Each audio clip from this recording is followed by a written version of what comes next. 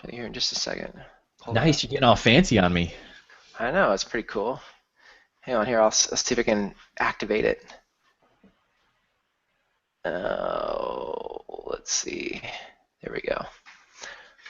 All right. That's automatically out of my league, man. You just raised the bar. Stop it. Excellent. Too funny. Nice. All right, so All we right. have both sides of the country covered. We Nine do. o'clock, 9 o'clock Eastern time. What time are you running Six over there? 6 o'clock, 5:59 on the West Coast. All right, Yeah, perfect. we got it covered. In fact, you're Florida, I'm Washington State, so like between the two of us, we've got like the whole thing covered. What do plane tickets run? Oh, not cheap. Not first class, pretty expensive. Yeah. I made that flight once from Seattle to Orlando, and thankfully did an upgrade to first class, and it was so worth it because that was a long flight. And let me guess, they took you to Houston and then Chicago and then New York. I think Atlanta. I think we dropped down in Atlanta. Yeah, that makes sense. I think. Maybe it was direct though, because I mean it was first class a whole. I can't remember. It was so long ago now, but it was Gotcha. probably like 6, 7, 8 years ago. So, All okay, right. it's 6 o'clock. Let's hit it. You ready? Yes, let's hit it. All right, so welcome everybody. Thanks for plugging in. I'm really fired up and excited to learn here. My name is Josh Rogers. I'm here in Jacksonville, Florida. We have Chris Angel out of Washington State. Yeah, baby. And so, Chris, real quick, just to ground everybody, and let's just start with a great foundation. Who's part of this? Who's watching this? Who's attracted to the content that you're about to bring? All right. Well, look, this is my background comes out of real estate, and as I've been, for years I've been in real estate, and I've been coaching real estate agents for years. And what I saw was with real estate was people were frustrated and wrestling with lead generation. They didn't know how to generate leads, and they were responsible for their own leads. And when I started looking in the fitness industry, or for that matter, the insurance industry, the mortgage industry, financial planning, all of those industries where we're service-oriented, and we're responsible for our own leads and our own clientele, there was a huge gap between people feeling like they had to be salesy and gimmicky versus like what we could actually do to build our business authentically. And so this hangout would really be for people who, personal trainers who really want an authentic way to build their business, to scale their business, and then be able to sustain that growth. See, the thing about effort, if you just throw effort at it and I'm going to hit the streets really hard forever, that's not sustainable. At some point you will burn out. You will run out of energy. You'll run out of time. It's not sustainable. So for anybody that's out there looking to go grow their business authentically in a way that fits who they are and sustainably in a way that they can sustain over time, then that's what this is. Look, and this is only scratching the surface of that, but this is for people like that. Gotcha. So personal trainers and in or around the instructor field of fitness. Yeah. That's fair enough. A fitness professional, so it could be yoga instructors, it could be nutritionists. You could go. I mean, it could be individual trainers. It could be people who do group stuff, CrossFit. I mean, it could be anybody who cares for people's health and fitness. That's who this is for. Okay, perfect. That's wide open. I like it. Yeah. And I think I find it's really interesting that you're with real estate, multi-million-dollar portfolios, and then tell me about the past 3-year journey where it started, then maybe this past 12 months of research and how you ended up within the fitness profession. So after 3.5 years ago, I left my job as a CEO of a real estate firm. I had 200 agents. I had spent a lot of time teaching across the country and consulting agents locally. And I just realized management pulled me in different directions for my unique abilities. And what I was passionate about was teaching and coaching people to build their business. So that being said, 3.5 years ago, I started my own consulting firm for real estate agents. And like you said, I have clients across the country with multi-million-dollar portfolios and commissions, which has been it's been really cool to coach that caliber of a business person. So it's been really awesome. And it was right around that time that I started my own journey on my fitness. I was what they call, I've been studying this quite a bit now. I was what they call skinny fat. So I had super skinny arms and no definition, no muscle, bird legs, but I've always wanted that 6-pack, and so all this stuff of that's pretty common, I think. But it just, something about it was like, oh, in fact, this was the thing. I had gone to a class that was, it was kind of like a Tony Robbins class, but it wasn't Tony Robbins, talking about personal power and a counterbalanced life and levels of mastery, self-mastery. And that was the class that sparked me to move on from being a CEO, and it was the class that sparked me into going, I need higher levels of self-mastery.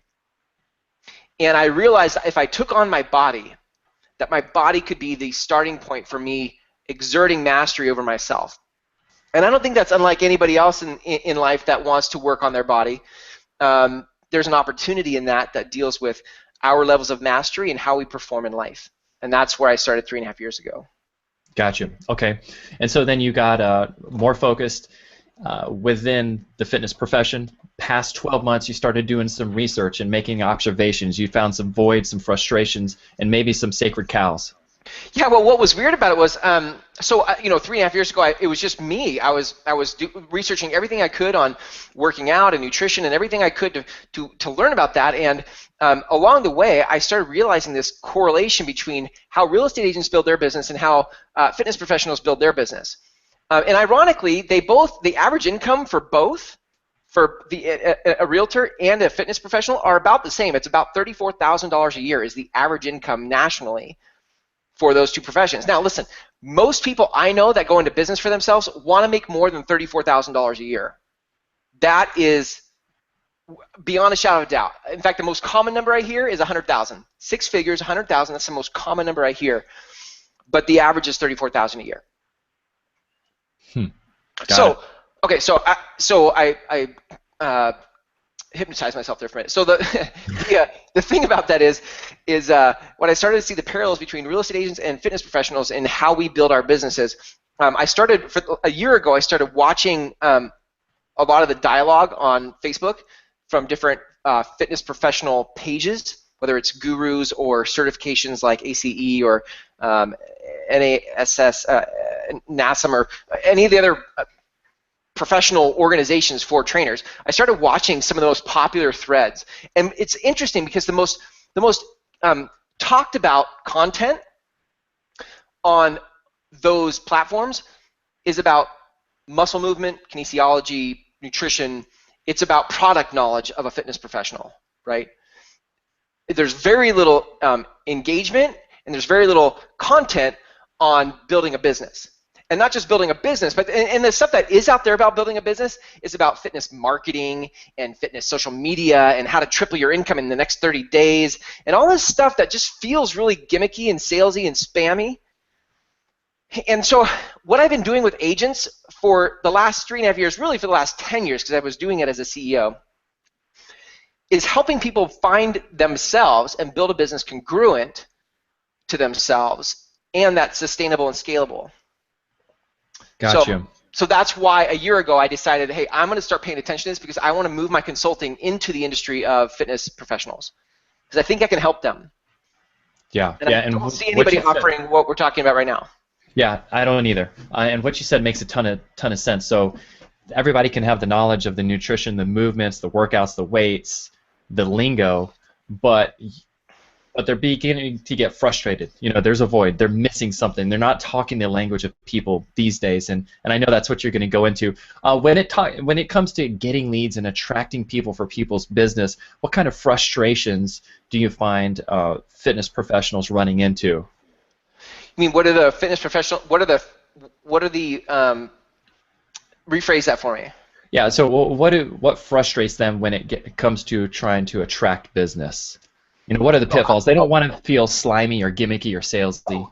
Yeah, like that. Well, I think that's exactly it. I think what we think of as fitness professionals or agents or insurance brokers, financial, I think we think of having to go get our business as like, I need to go to the networking group, but I don't really like networking.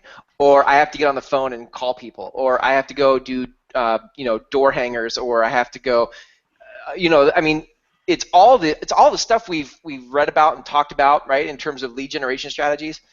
I've got to learn how to do Facebook, or I've got to learn how to do Facebook ads, or I got to do Google AdWords, or keyword searches, or I need a blog, or so we have all these thoughts, and we don't look. Actually, the parallel is really interesting because when I got into 3.5 years ago learning about fitness and nutrition, dude, there were like a gazillion different opinions about how to get fit, and nobody agreed with anybody, right? Like, hey, bananas are good. No, bananas are bad. Hey, bananas spike your glycogen, which is good, but hey, wait, glycogen, you don't need that anymore. Hey, you should have carbs. No, you shouldn't have carbs. It was like a mess, right? Yeah. I think it's the same thing for fitness professionals trying to study and learn about how to generate leads for their business. They're like, everybody's saying something different, and I don't know which one to pick, and so I'm trying them all, and I'm failing miserably. Right? Then you don't even want to try again. You quit before you start. Yeah, so we are like, and here's the thing, we're spread so thin, trying so many different things, that we just get frustrated. And sometimes all that's needed is, this is going to sound really, like rainbows and unicorns, but sometimes all you need is like a guiding voice to help you look in the right places, to help you uncover the right clues. And once you find who you are and how you're wired, and you build in your, well, let's just say lead generation. I don't like that terminology very much, but that you build your lead generation strategies around who you are and what you're good at. Then I think now you're not spread thin. You know where to focus, and what you do actually gets momentum and traction with people. Got it. Perfect. Okay, cool. Well, we're going to jump into the 5 points today about building an authentic, stable, professional, long-term business within the fitness profession. So let me start off with all those points and frustrations you just made.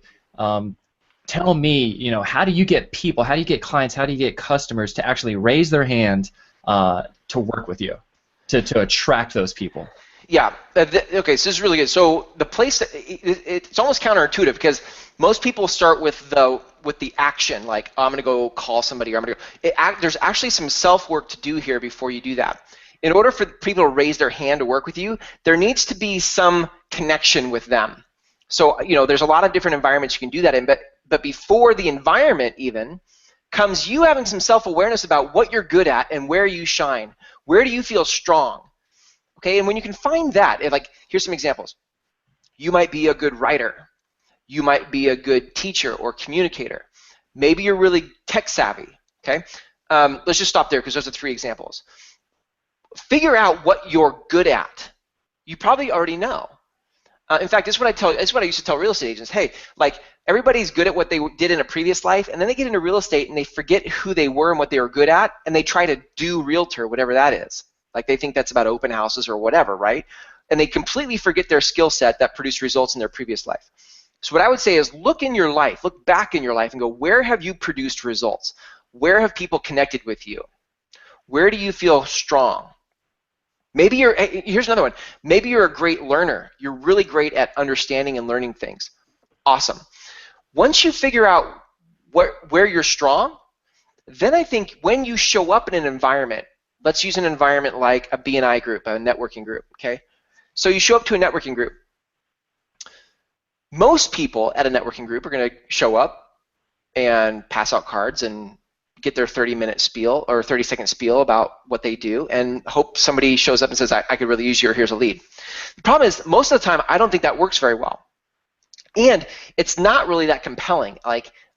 So what has to happen is for people to respect you, for people to be attracted to you, and what makes you sound different.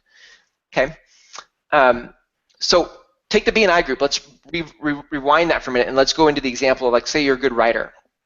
So now, rather than show up to the environment shooting from the hip and hoping people give you a lead, to have people raise their hand, you need to make an impression with people. You need to stand out like not just any other trainer.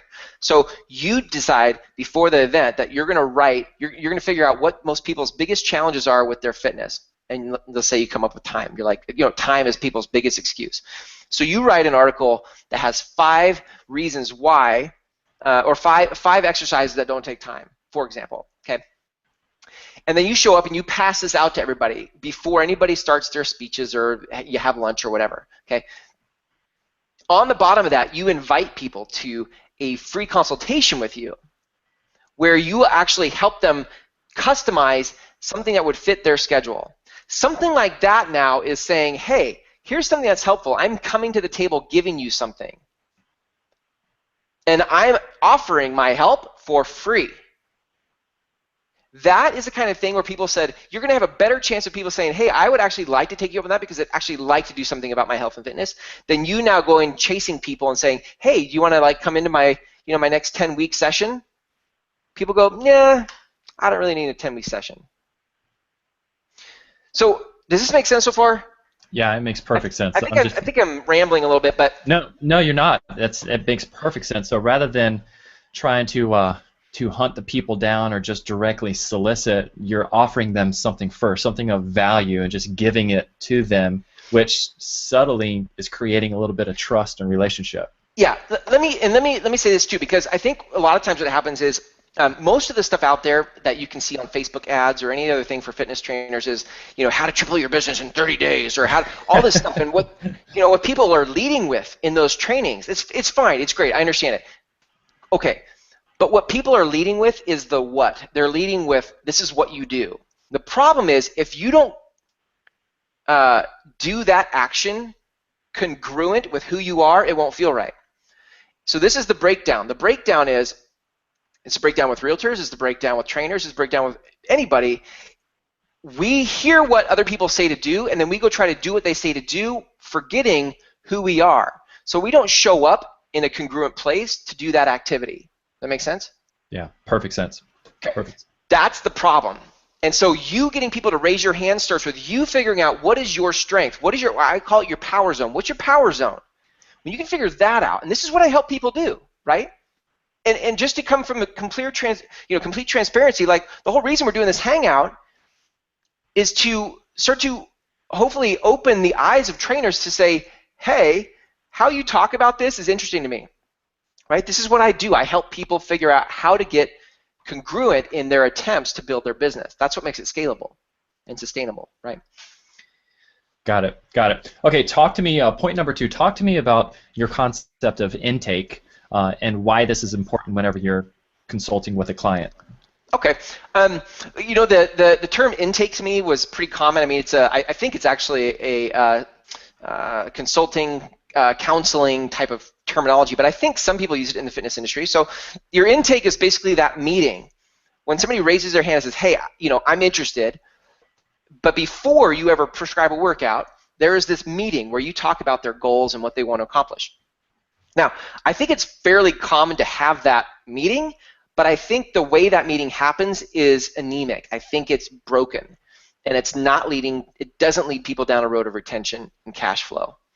So, in my consulting practice, for example, my intake is the most important piece to people seeing my value before they spend the kind of money that I charge for my consulting, right? So the questions in the intake need to be more. Here's what I think most trainers' intakes sound like, because this was my experience, right? Whether it's a YMCA or a 24-hour fitness or Oz Fitness or whatever you do, I think most intakes go like this. Okay, well, what's your background? What have you done before? What are you trying to accomplish? Do you want to do free weights? Do you want to do machines? What's the goal? And for the most part, that's it. They may go into some nutrition, like what do you eat? And most of it revolves around the exercise piece and the nutrition piece, maybe, and that's it. I know that you've worked at it. I mean, was that your experience, or what was your experience when you met with the trainer before workouts? Yes, so it was very shallow. It was very quick, just surface level. Was it mostly about the movement and about like what your goals were, or like with the workouts, or what? Yes, yeah. So what are your goals, and the diet, the workouts, the plan, the time, how many times a week, and to be honest with you, regardless of our conversation, I left there feeling like, God, I feel a little empty. Like there's more that I want out of this, and they don't know what I want. And so then every time I showed up for a workout after that, I didn't really trust them. It's sort of coming to the surface now. Yeah, right. I mean, here's the thing, and you left knowing that it wasn't they didn't fully dive in, but you didn't have, at least my experience is I don't have the faculties or the awareness to say what I want. I just know that what we covered wasn't quite deep enough. Yes. Bingo. So all these trainers who are meeting with their clients before they ever prescribe a routine, the client doesn't know how to lead that conversation. they don't know where to take themselves with you in the room, right? Like, so this is why I say, like, I really think that one of the skill sets we need to develop as personal trainers or fitness professionals is being a life coach. And I don't mean go get certified as a life coach. I just mean you need to have the skills of digging deeper with people's whys. What's their motivation and what's their life plan? So I want to see real quick if I can share my screen with you. I picked this up. Sorry, this is probably really unconventional here. I just have to find my screen share. Okay, let me share with you real quick what this could look like. Okay, so let's see. Okay, so you can see this, right?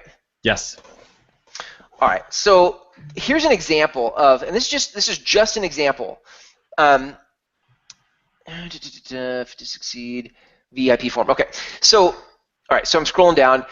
Just the first part of this is just like contact information, date of birth, anniversary, kids' names, birth dates, whatever. But that's cool. That's cool that you do that, and it would actually go a long way in your retention to get that information and put that on your calendar. But look, I start diving into some really typical kinds of questions, like what's your primary health goal, and what have you been doing to reach that? And then I go into nutrition, like do you currently track your calories or meals? What do you think the answer to that is? Most people are like, no, I don't. How many calories are you hitting in a day, right? So I'm doing some needs analysis on the front end of this to figure out what am I even dealing with. I don't know that most trainers have this level of just the nutrition aspect. Right? Have you ever tracked your sleep cycles? No. Well, like from what I can read, the most current stuff is saying that sleep is important to muscle growth and you recovering. So if people aren't getting sleep, like, is that an area you could challenge them in? Is a sleep cycle app some type of resource you could help them use? Okay? All right. So blah, blah, blah. We work through the health and nutrition side. We go into exercise. Do you currently work out? What kind of workouts do you do? All this stuff is pretty typical. And now we can get into some other stuff. So look, business. And this is assuming that you're targeting business people, but you could say work or whatever else. Let's just assume they're a business person. By the way, I think there's some value in targeting business people because I think if they're successful, there's more cash to afford your services. So you can say, like, what kind of business are you in? Are you self-employed? What did you make last year? What's your income goal for the next 12 months? What are your top 3 strategies for hitting that income goal? Where do your leads come from? See, look, I'm starting to ask questions that most trainers don't ask. So what does that make me look like to my client when I start asking these kinds of intelligent questions? It sounds different, right? Yeah, totally. Where do your leads currently come from? Do you have any lead sources you're implementing this year? Do you have any employees or team members? If so, how many? What positions? So I'm starting to find out like what their bigger picture is, right? And then at the end, I kind of say, describe your business. What does it look like, and what kind of results is it producing when it's fully actualized? Meaning, out in the future, when your business is its fullest, when it is as full as it can be and in its perfect form, what does that look like? And this is really important because here, I can unshare my screen now. When you are, I think it's trying to pull me up here. It's okay. You can go ahead. We can hear you. Yeah, I got you. Okay.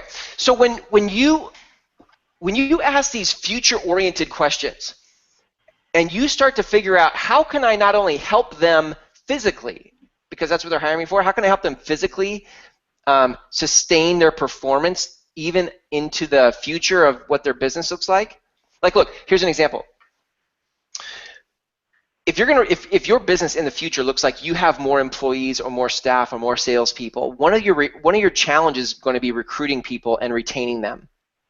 Okay, I just tell you that from running a business.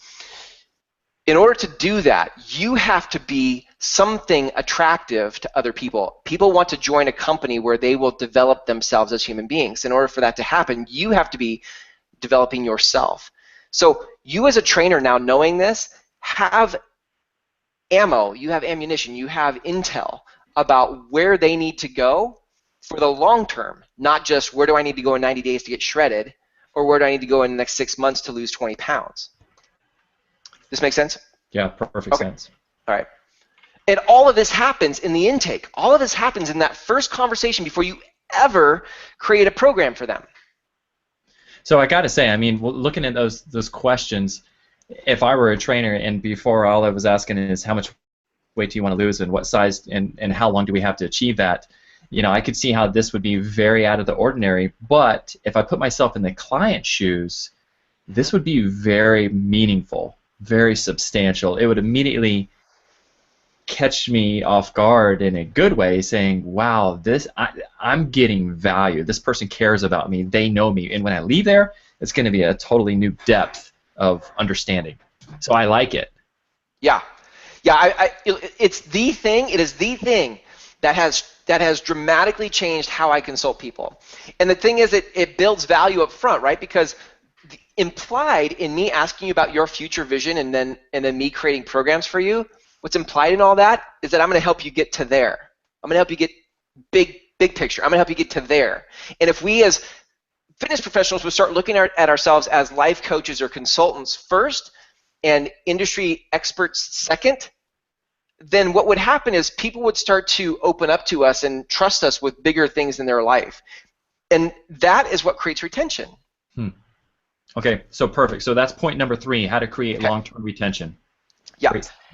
Yeah, so okay, great. So with that retention is you need to continually push their future vision. So I've sort of just said that, like the intake is where all that gets set up. And when I set that up in the intake, now I have permission throughout our relationship to keep asking you about your business goals, your life goals, your relationship goals, where are you headed, right? And in the process of that, I can keep adjusting. So let's say we're doing a 10-week program at first. And 6 weeks into the 10-week program, I start asking you about, like, look, 24 months from now, what does your business look like? And you say whatever you say, and I say, okay, well, look, so the next 12 weeks, so like when this 10-week program is, this 10-week period is over, I want us to start to look for this next piece. What we need to do next is this. So before my time is even up, I'm already adjusting and expanding and pushing your vision down the road for the next workout program and nutrition program, except it's inside of the context of your life, not inside the context of my program. Does that make sense? Yeah, that's great. I'm just soaking it up because I know a big pitfall for some people, and a lot of people don't see it, it catches them off guard, is once they achieve their goal, then they become lost. Yeah, I'm here, I did it, like I got shredded, or I ran my marathon, or I lost 20 pounds, and they've reached it, and now what? So for you to have retention is for you to continue to investigate their life plans, number one, and number two, to continue to push them down the road in their vision, and to continue to remind and bring up what they said was important to them in the intake. Right? And by the way, because we're human beings, we can, as we grow, our vision evolves. So for you to keep checking in on their life plans and their vision and what's evolving with them is part of you creating retention, expanding that vision for them. If you don't check in, so here's what I think happens in most interactions is you show up and I say, okay, let's go, get your card, let's track our stuff. Go lift, okay, 20 sets or 10 sets or 3 sets, this many reps, blah, blah, blah, and off you go. And then that's kind of our relationship. I think that's how it is with most fitness professionals. Mm-hmm. Yeah, absolutely it is. And I want to touch on that. So I think this is perfect for point number 4. So what creates that insanely loyal client? Right, okay, good. So yeah, I mean that's part of that is you getting personal with them. If all your conversation ever is about reps and sets and the next workout, and you don't ever dig deeper into their life and their relationships and their goals outside of fitness, then it's going to be really hard to retain that because the whole context of your relationship is simply based on a program or a routine. When that routine is over, so is your relationship.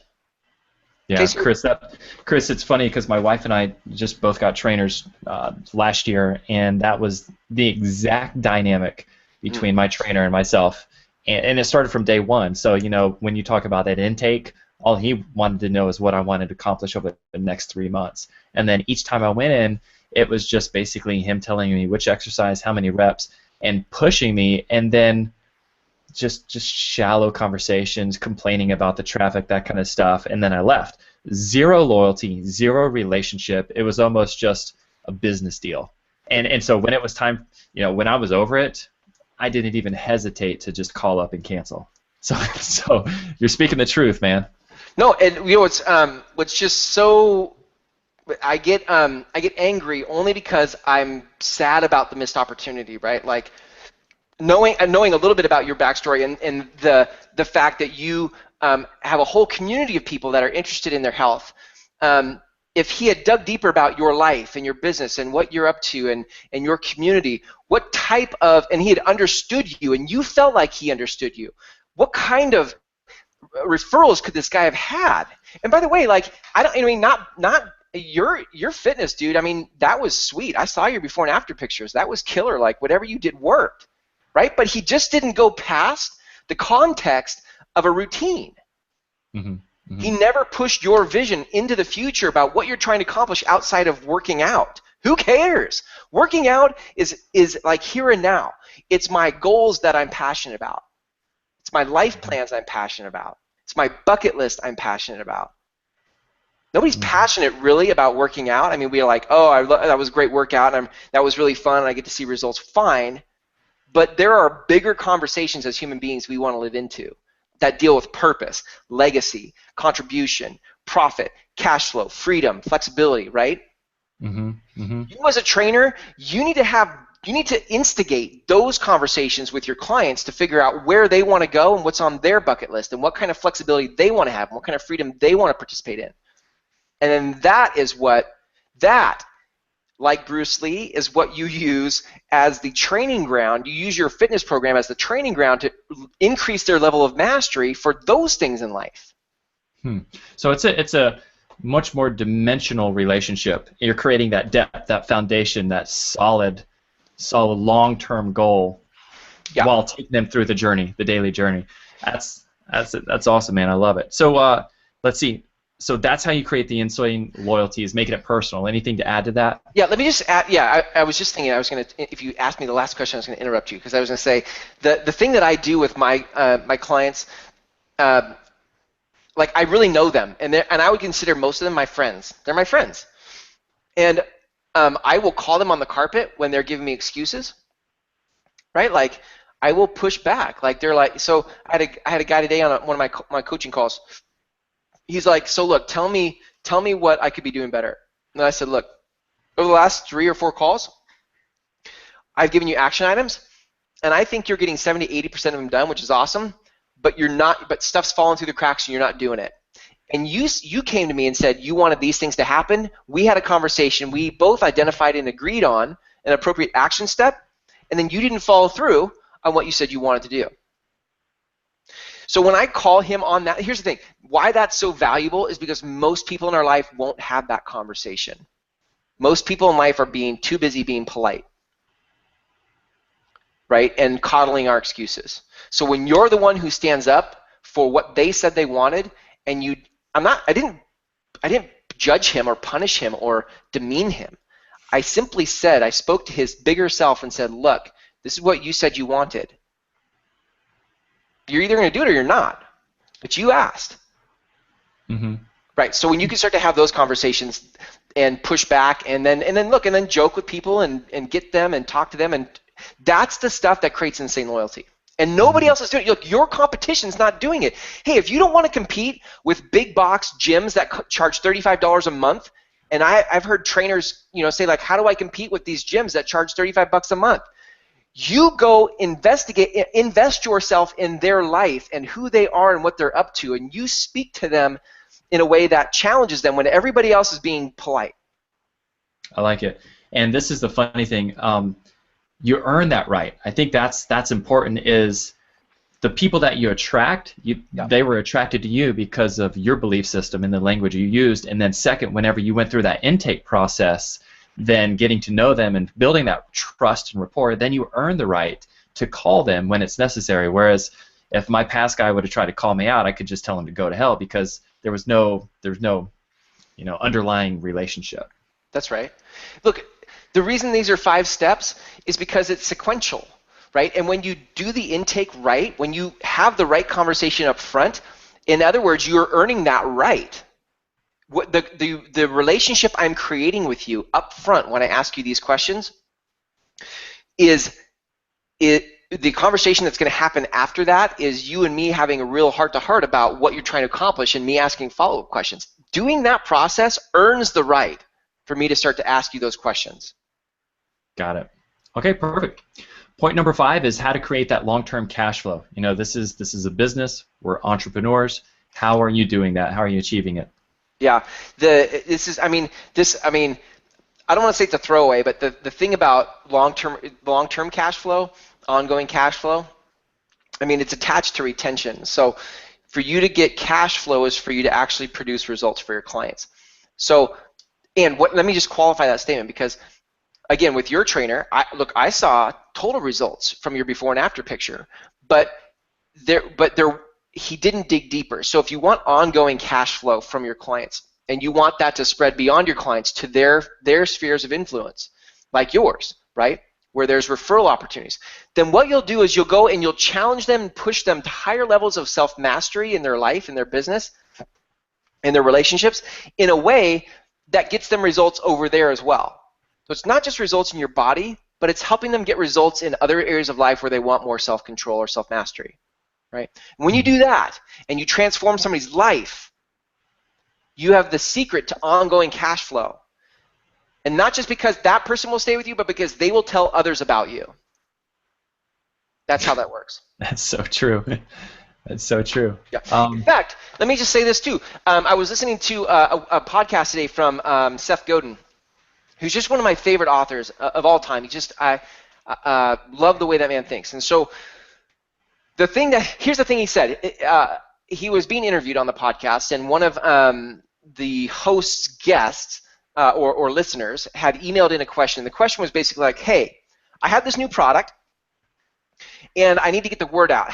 What's the best way to get the word out? Now you can picture yourself as a fitness professional being like, look, I'm starting my business, or I'm a month or 12 months or 24 months into building my fitness business, and I need to get the word out. So Seth Godin says, that's the wrong question. It doesn't work like that anymore. In a connection economy, post-industrial age, we don't get the word out anymore because it's just more noise in an overcrowded information era, right? So here's what he said. In order for your stuff to go viral, in order for stuff to catch on and for people to talk about you, you have to be remarkable. In other words, and the way he defines that is, you have to be worth remarking about. You have to produce such value that people go, that was amazing. Like, I've never had anybody ask me those kinds of questions before I ever started a workout. That would be one example, right? Okay. I've never had anybody challenge my assumptions before. I've never had anybody have this many resources to apps or other types of things that can help me accomplish what I'm trying to accomplish. Whatever that is, he said, if you get 10 people and you over-deliver and are remarkable to those 10 people, they will go tell 10 people, right? And then those 10 will tell 10 people. And he's like, it's 10 by 10 by 10. That is what you need to do. In fact, you can Google this if you want. There's something called, there's an article that was written by Kevin Kelly, who is the founder of Wired magazine, and he wrote an article called 1,000 True Fans. It's a great article, 1,000 True Fans. And his point was, all you need to have what you want to have is 1,000 true fans. That's it. Sometimes I think we get grandiose and think we need a bazillion people. And all we need is 1,000 true fans. And to get 1,000 true fans, it's 10 by 10 by 10. And look, I don't know. That blew my mind because I was like, sometimes we just make it so complicated, right? Just start with 10 and over-deliver. Quit being gimmicky or salesy. Like, let's just go deliver, right? Yep, got it. So what I see is people using the floodlight approach, just trying to spray a bunch of stuff out there, gimmicky stuff that doesn't feel congruent with who they are or their power zone. And you're saying, hey, all we got to do is speak our belief and use our power zone to those 10 people and create an insane following, hyper-focused, and then those 10 will go 10, and then you're 1,000. Yep. Yeah, here's the thing. I think the reason why we make it more complicated than that is because most of us need the short term. We need the short game, right? Like, I don't have any money and I need money tomorrow. So then all we're left with is having to find salesy, gimmicky ways to drive business today. But then when we build our business on that, all it ever is we're just one step away from not having a renewing client, right? Versus if you were to build your business with the long term in mind, which is what Seth's talking about with 10 by 10 by 10, right? Go spend time over delivering with 10 people for the next 90 days. Put them in a 90-day program and over deliver. Do such a good job that they go tell 10 people, right? And then that spreads. Now there's some architecture, there's some architecting of what how you're going to over deliver, but for the most part, it's what I'm sharing. It's these 5 steps. It's like having people raise their hand to work with you. That already changes how people are coming to the relationship. And then it's asking really intelligent questions in the intake that get them to think bigger about their life. No other trainer's doing that. You might have already wowed them by now. And then from there, it's building in some retention and insane loyalty with pushing their vision, right? And continuing to increase their levels of mastery, help them level up in life. And then finally, right, you're finishing this off with giving them results 90 days in or 12 months in or 24 months to keep the results coming. Don't let the results stop after the first program. Keep the results going, right? Mm-hmm. So, yeah, so look, I'm getting all worked up, but I mean, that's... No, that's good. And it's important to point out physical results and then also lifestyle results, business results. Yeah, that's right. Cool. So this is what I see. Oh, go ahead. Finish your point. Well, I was just going to say, like, I think, I mean, look, you can't attract who you're not. So, I mean, to some level, you have to do some of this work. Some of the work I'm saying you need to do with your clients in terms of asking them about the big picture. You need to start doing that for yourself. And you need to start doing some soul searching, right? And this, look, by the way, this is what I do with clients. And I think at the end here, I'm going to invite you to, participate or at least apply for my program for trainers, which is about helping you start to figure out how to build a business that's congruent and authentic to you. And then how do you start to architect this funnel or this system that helps you build this business that's sustainable. But you have to be willing to do the work. It can't just be about kinesiology, workouts, nutrition, etc. It has to at some point go into what are your life goals and what's stopping you from that. Because look, the body is an outward expression. It happens in here first, and it gets manifested in your body second, right? Mm-hmm. That's how that happens. You can't show up to the gym if you're not right here first. So and I'm sure most fitness professionals are doing this, but doing the inside work. But it's then if you are doing that, if you're a fitness professional, watch this, and you are doing the inside work, then it takes a little bit of instruction and a little coaching to start to figure out how do I architect this in a way that fits me, and that's what I do. Got it. What I love and what I see is you're almost a sort of, well, you are an industry outsider in the sense of the fitness profession, but you've been dealing with entrepreneurs and million-dollar portfolios for so long. Tell me real quick about the benefits of being on the outside looking in, new, fresh perspective, navigating around the sacred cows and the group think that a lot of professions have. Yeah, that's exactly the word, right? It's groupthink. What happens is everybody starts to. I've seen this in real estate. I've seen it in so many industries where there become trendy things to talk about, and then everybody goes and gravitates about that. Look, let's just talk about current trends in humanity, like Ebola. Ebola is the thing to talk about. Like, let's talk about Ebola, and let's all formulate our opinions about what Ebola. I mean, it's human nature to start to all gravitate to this conversation. I just come from a different place. So I haven't been a part of the group think, but I do think I see things pretty clearly in terms of what people want, which is I don't want to be salesy. I don't want to make sales calls. I don't want to do gimmicks. I don't want to throw a ton of money that I don't know if I'm going to get a return. I think I'm pretty clear about that. And look, just because I've been around business, I think I have a perspective on how to help you be congruent and authentic as you build your business. But look, 3.5 years ago, that's why I started my consulting firm, was because it wasn't in the industry. All the coaching options out there in the world were about, hey, I have this thing and I'm going to squeeze you into my thing. So come coach with me so I can squeeze you in my thing and then you go perform my thing, my formula, my model, my system. The problem with that is it doesn't account for the human element of who you are distinctly from who that person is distinctly. And so I set off to create a custom coaching or custom consulting experience for people that honored who they were. And we built their business from there, not from some model or system I have, right? But from who you are and what your goals are. And now let's go build your power zone into your business and grow it from there. Got it. Okay. Okay, perfect, Chris. So I'm a personal trainer. Let's say I'm a personal trainer and, make a decent income, been doing it for years, know everything, the ins and the outs about the trade and the profession.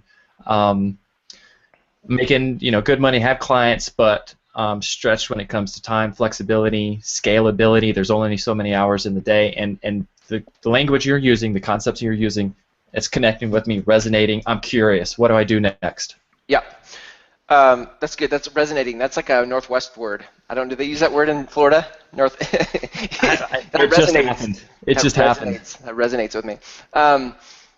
Yeah. I mean, great.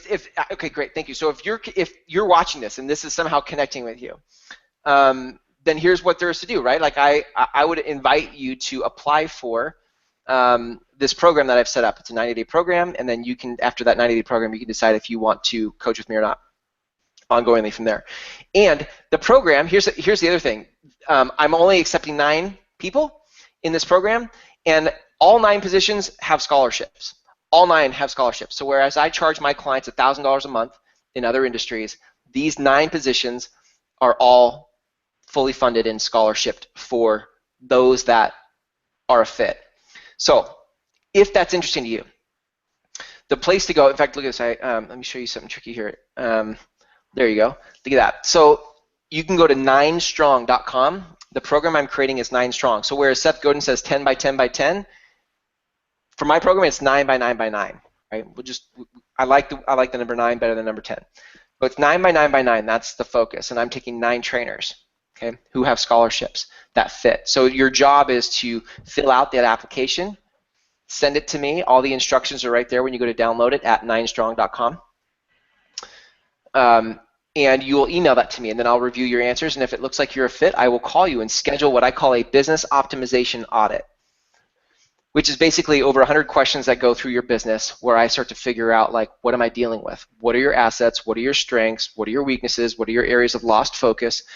And then by the time we're done, I will give you what I think are your next steps for growing your business. Whether we choose to work together or not, that conversation is free, and we're going to have a conversation about what I think you need to do next. So that's it. That's what there is to do.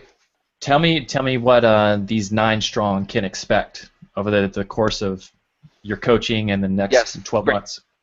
So everything I outlined here today is the stuff that we will go to work on, right? So we need to figure out how do we get the reason why it's sort of hard to have these conversations or answer these questions, like you say, how do you get people to raise your hand? Well, it depends on who you are, right? So as I start to work with these 9 people, these 9 fitness professionals, figuring out who each of them are, and then identifying the power zone, and then building a business from that power zone so that they feel strong as they go out and generate more business for themselves, right?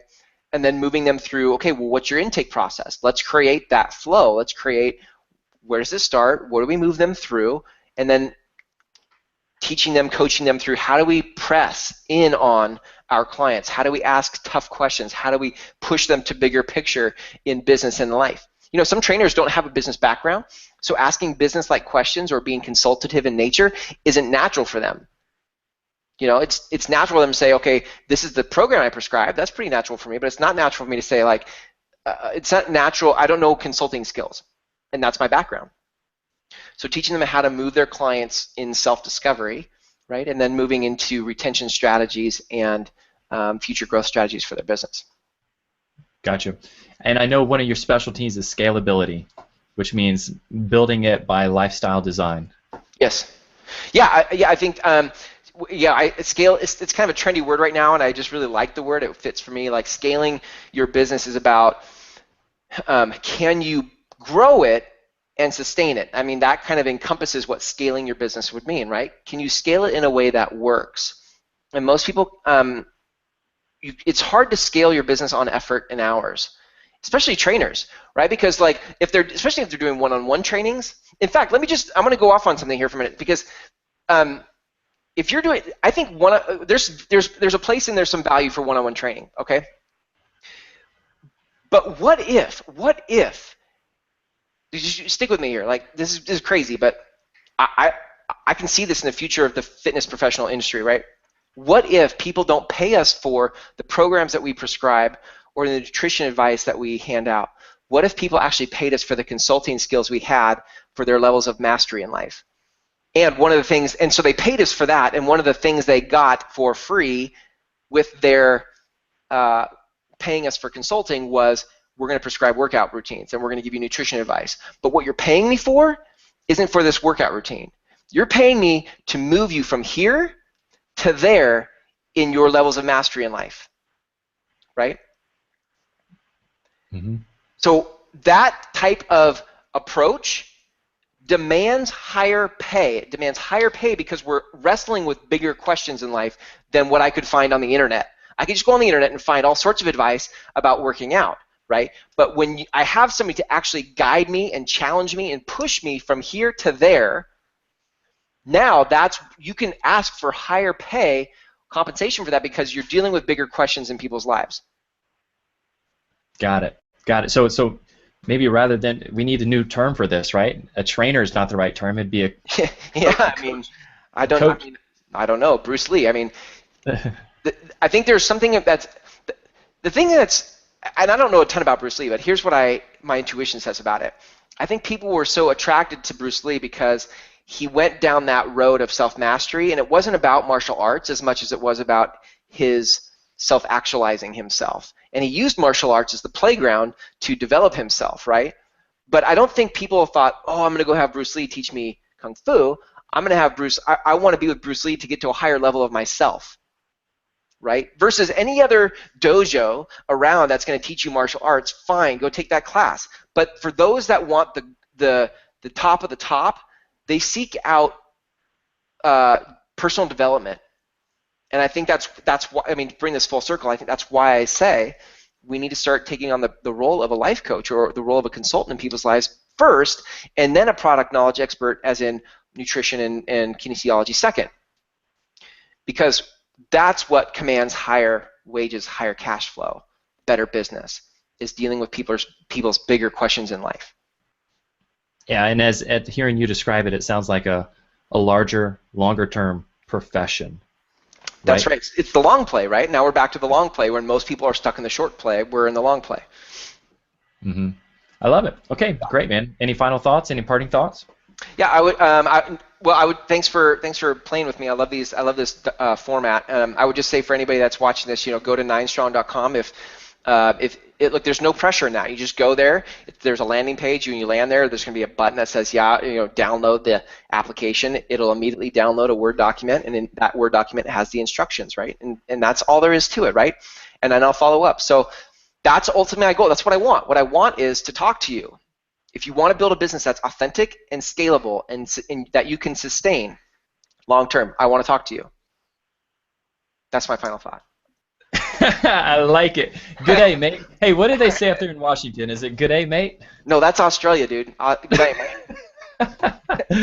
All right, brother. Thanks, man. All right. We'll talk to you soon. Okay. Thanks, Josh. Yep.